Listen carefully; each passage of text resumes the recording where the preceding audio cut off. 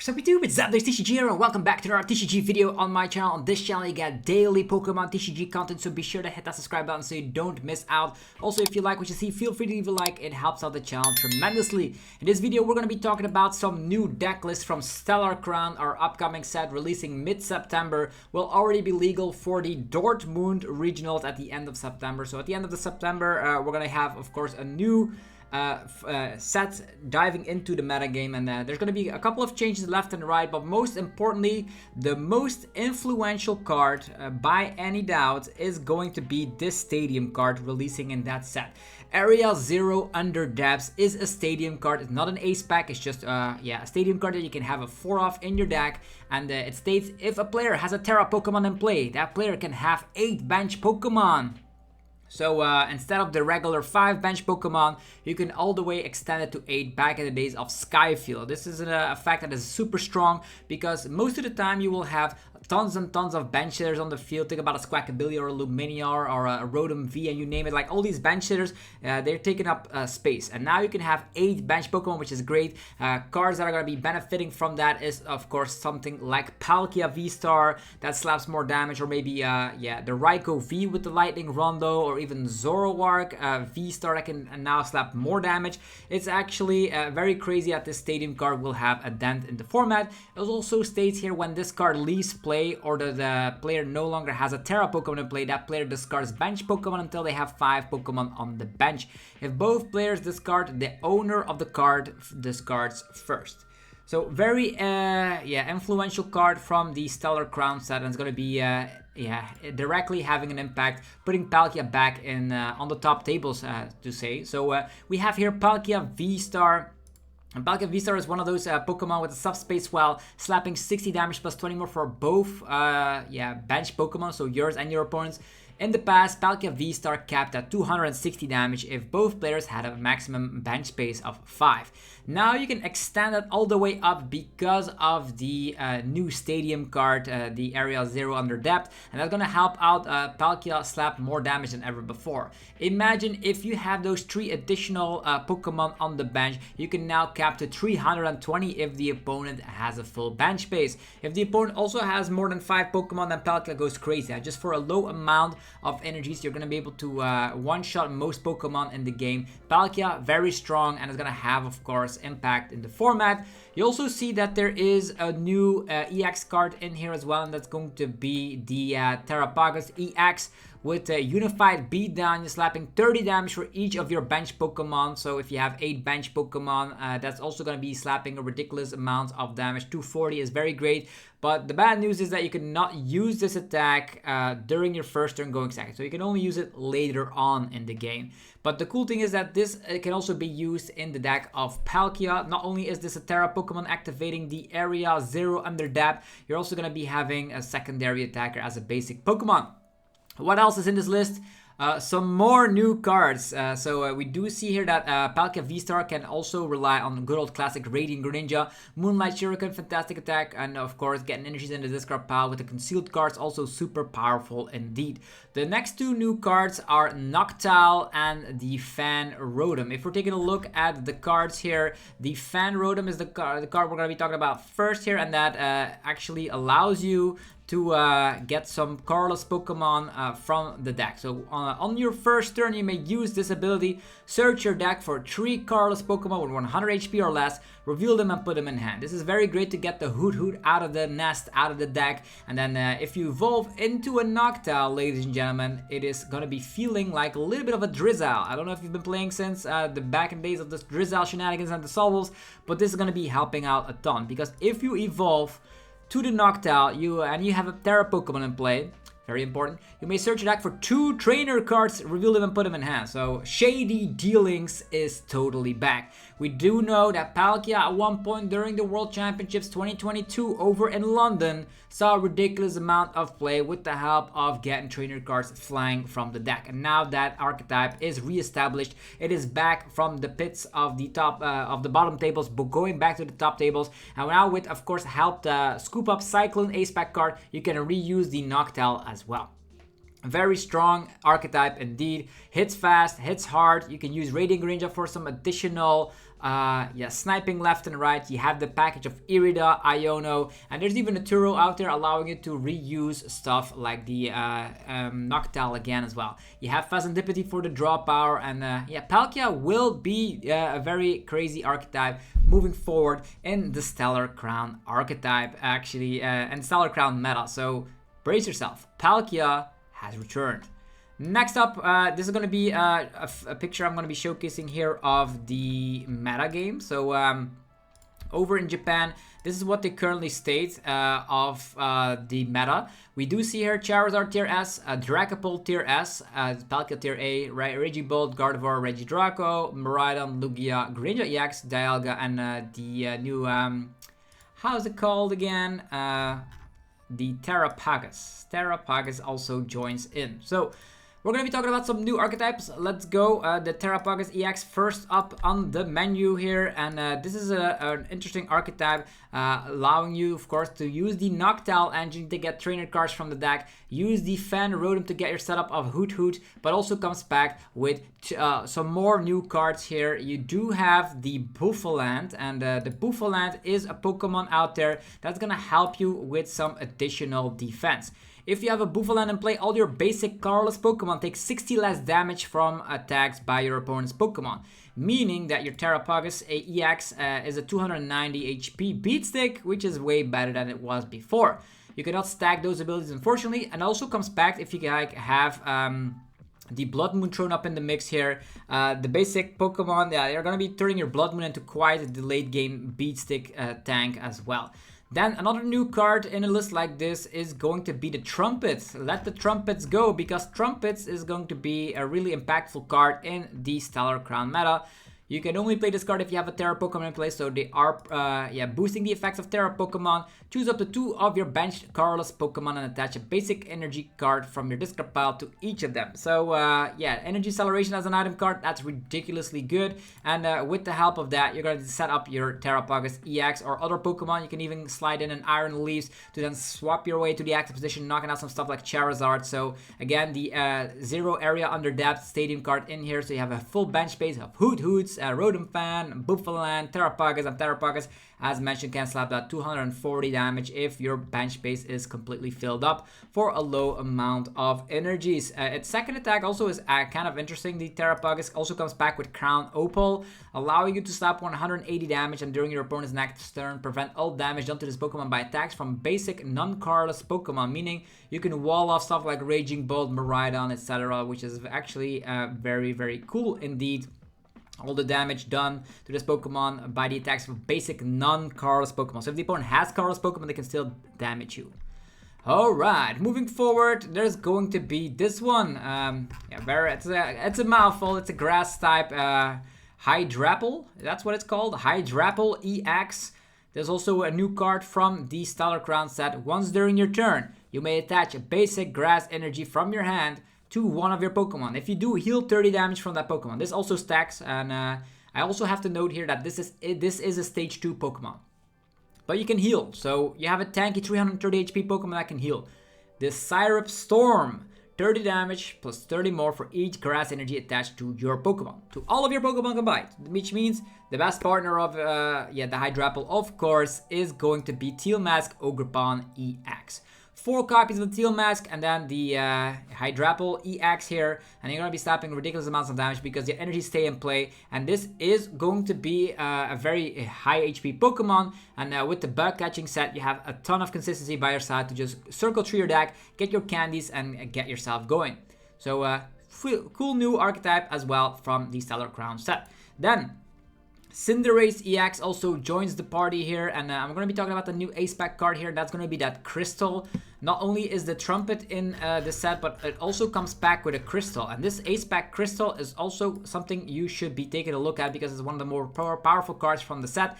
Sparkling Crystal. The attack cost of the Terra Pokemon this card is attached to is reduced by 1 of any type of energy, meaning that you can now start using your Terra Pokemon in a whole different way. This is going to also be the way where Dragapult EX gets a boost and gets played more oftenly because it's searchable through the means of Arven. But also in hindsight, this is going to help out Cinderace, the new archetype here. You're going to be able to slap a ridiculous amount of damage for a low amount of energies. Very cool indeed, because I don't know if you've been sleeping under a rock, but Cinderace also can get the one-shots on the big basic decks out there, because it also is a stage 2, so if you can get that out, that's a step in the right direction. But the Flare Strike slaps 280 damage. Combine that with that Crystal, and you can do this for a DTE, meaning you can slap 260 damage on the second turn with just one attachment of the turn. Very powerful indeed, and also is able to snipe with the Garnet Volley attack, 180 damage to one of your opponent's Pokemon, so you can snipe away stuff like Lumineon, Squawkabilly, etc. So Cinderace archetype combined with Pidgeot, and this kind of list, there's also a Blizzy thrown up in the mix. I don't know if you've seen it, but the Blizzy here is going to allow you to get the energies back if you want to like retreat, because on the following turn you cannot use Cinderace, but it's going to be a nice way when you Trumpet and get the energies to the active position through the means of the Blizzy EX. And Magma Base and Trumpet also only accelerates to the bench, so it's very nice if you can get that Blizzy established to slide it all the way to the active position. Another archetype here is going to be the Galvantula EX. Galvantula EX, what can we say about Galvantula? This is going to be the new item lock card. Galvantula actually evolves all the way from, the little fella over there. What's it called again? Has a low amount of hit points. Let's see here. What kind of a Pokemon was that? Yeah, the Joltik. And the Joltik, I don't know if you heard about this, but Joltik is actually pretty good. Joltik with a Careless Energy allows you to accelerate 2 basic Grass Energy and up to 2 basic Lightning Energy and attach them to your Pokemon any way you like. So search the deck.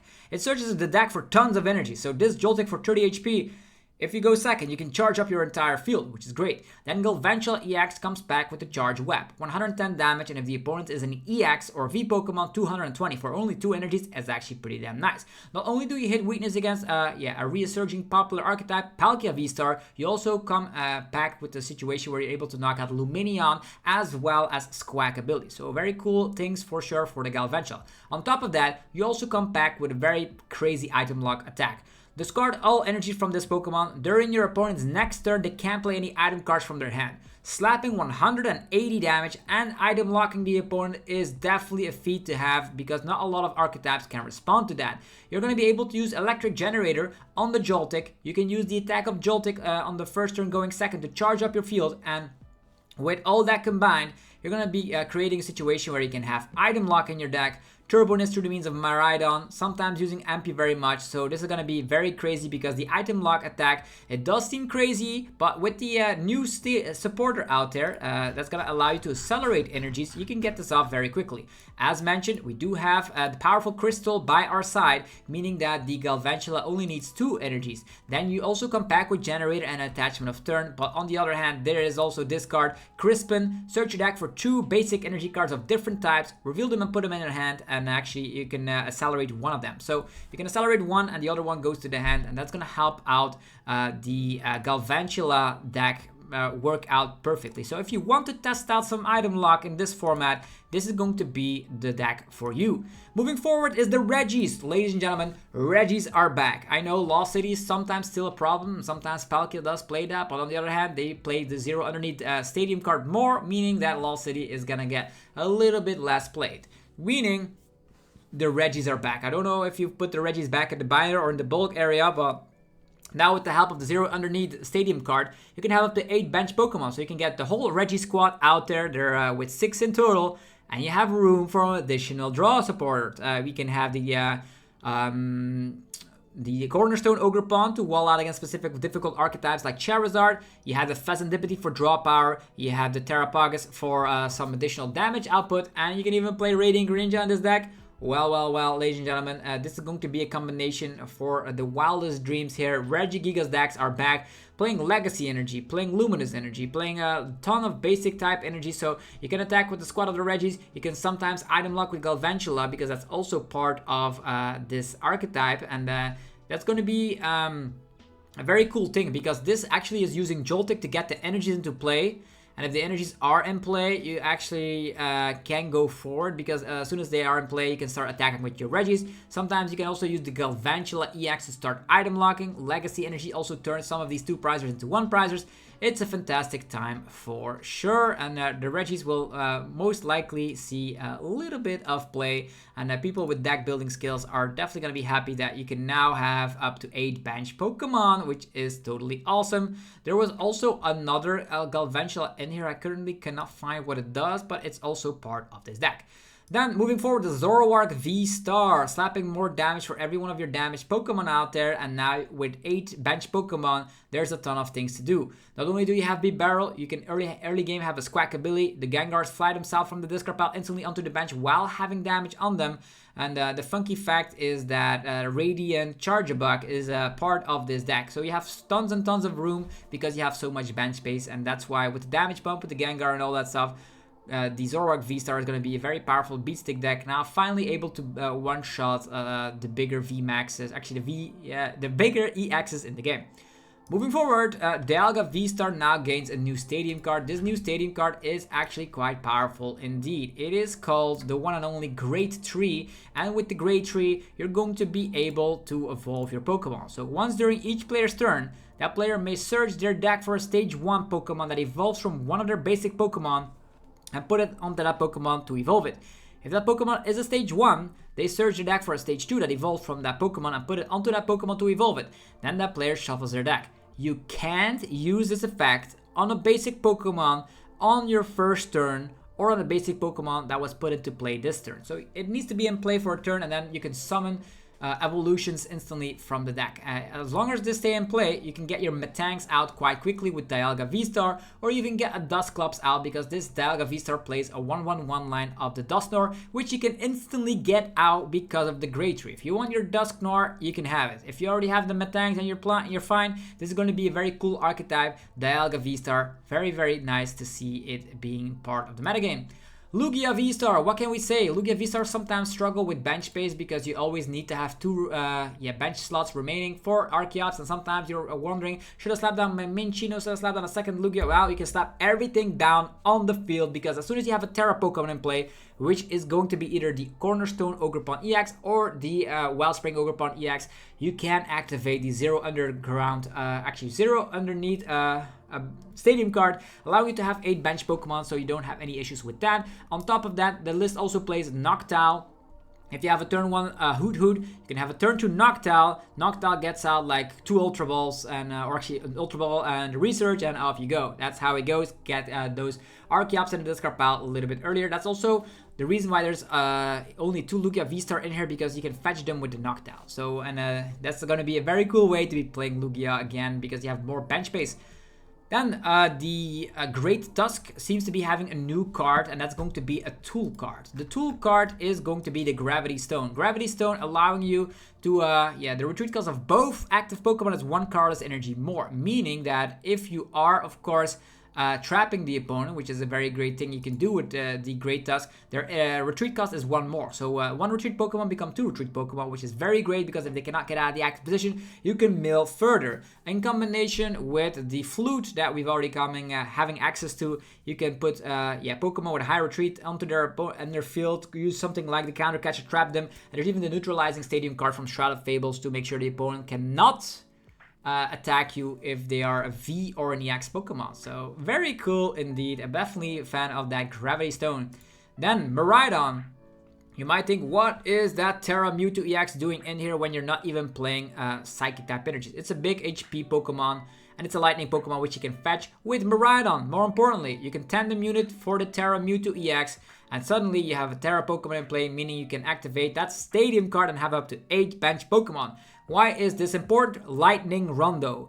Raikou is capped at 220 if both players have a max bench space, while you can add that all the way up to 280 damage with the help of your 3 additional bench Pokemon, meaning Raikou is a formidable attacker once more. That's why we're playing 2 copies of Forest Steel Stone, and that's going to be fantastic for sure. Miraidon gets a huge boost because of the Stadium card indeed, and now the Raikou can finish off stuff, so you don't always need energies onto your Miraidon to just go for the one-shots that you always dreamed of. Then Charizard EX. Charizard EX gains a new supporter, and that supporter is actually kind of broken in my opinion. You can play this card only if the opponent has exactly 2 prize cards remaining. So, requires some skill-based shenanigans, but with Charizard and Dusknoir, that's definitely a possibility. Until the end of this turn, if your opponent's active Pokemon is knocked out by damage from one of your Terra Pokemon, you take an additional prize card. That is, like, taking additional prize cards is always so scary. Whenever that's printed on a card, it's always seeing play. Think about ADP, think about Iron Hands, think about even Delta Articuno, Delta trait abilities. It's crazy. Taking additional prize cards is good. Meaning, with the Zard, you can now go for, oh, I'm blowing up my Dusknoir. Oh, you only have 2 prize cards remaining. Oh, Charizard, I played the supporter, Luminium. Boom! You lose the game. So Charizard gets that 1 supporter, and now your big brain plays combos can come into fruition. I use Pheasantipity, draw through, use Quick Search to get some stuff, use Luminium, get that supporter, and then boom, you win games. It's very funky. Charizard, tier S deck for sure.